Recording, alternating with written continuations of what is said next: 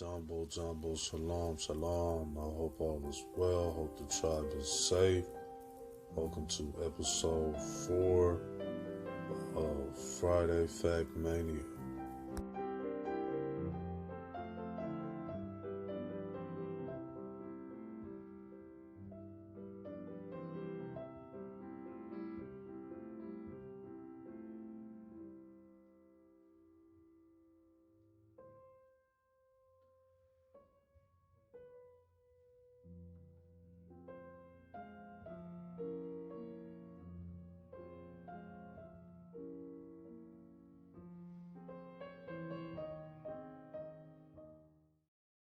Before I start, always praises to the Most High.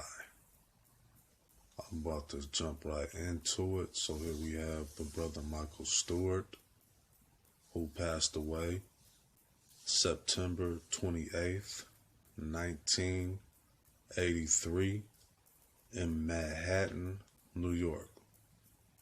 So the cause of this brother's death was cardiac arrest.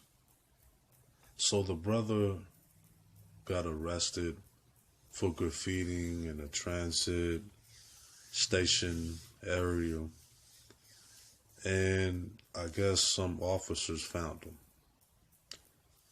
They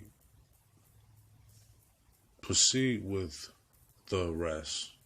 They try arresting him, but they run into a few problems.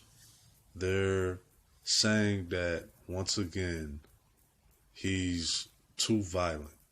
He's so violent, in fact, that they had to chase him down in the street while trying to arrest him and beat him unconscious. So once again, we have another one of those stories where they're saying, we couldn't be controlled, so we had to use physical force.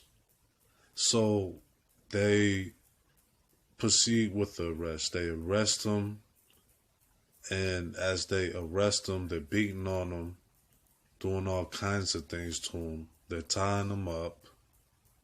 They're hog tying him. They're just doing all kinds of things, unnecessary things that police officers are supposed to be doing when they're supposed to serve and protect. Those are air quotes. So you later on find out that the cardiac arrest basically came from like a heart attack or something, because he got so beat up that his body just couldn't even take the injuries that that suffered from the beat up. Now the police officers and just the department in general, the police department in general, deny having anything to do with his death. They said his beating, the injuries that happened to him, didn't have any effect on his brain hemorrhaging and him having a heart attack or cardiac arrest.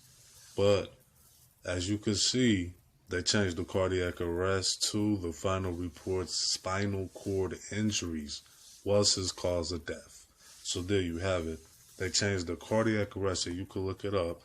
It's not cardiac arrest anymore. It's spinal cord injuries, which you don't suffer from massive amounts of alcohol and marijuana, which the cops found on him the day of his arrest. Also, he had got arrested previously that day too, so he got arrested like twice. The first, he got arrested one time earlier, and then the second time led to his death. He got arrested actually on the 13th and passed on the 28th of September. So he was in the cardiac arrest for like 15 days. His girlfriend came to visit him at the hospital along with his family, and they seen all the bruises. They seen all of it themselves, so they can tell you. Also, there were 27 27 students in a designer school that heard him saying, quote, and I quote, "What did I do? What did I do?" To me, it's just like, I believe everything that happened because they did a similar thing to Sandra Bland. So I believe that the cops had very much a big part to play in his death. They gave him brain hemorrhage. The family settled on 1.7 million. So, you know, my heart goes out to the family. Once again, it's another sad story. Check this clip out that I found on the internet. I really couldn't find too much on them, but it's something about tagging and graffiti, seeing as this brother did initially get arrested for graffitiing. He had a passion for, you know, the art, graffitiing and tagging. So check this clip out. Hope you enjoyed this video. Thank you very much. The family stay safe. The tribe be good.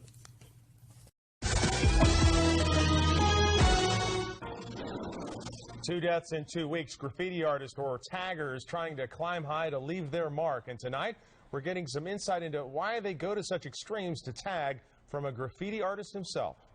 Bigger, the better. The more you can do it, the more attention you're going to get. KCRA 3's Richard Sharp live tonight in Sacramento with a look at the dangers of tagging. Richard? Yeah, the man that died 16 floors up had a can of spray paint, police say, and a glass etching tool. The death isn't surprising for one graffiti artist who tells KCRA 3 it's just an attempt to go bigger. And it's just one motion, just... He's not a tagger. Mike Santori is a professional graffiti artist called a piecer, short for masterpiece, creating big murals legally like this one on the back of an Auburn bank. But he knows why taggers go to great lengths and heights to leave their mark. The bigger, the better. The more you can do it, the more attention you're going to get and build a reputation for yourself. Sacramento police say a suspected graffiti tagger was found dead, dangling from a rope he got tangled in.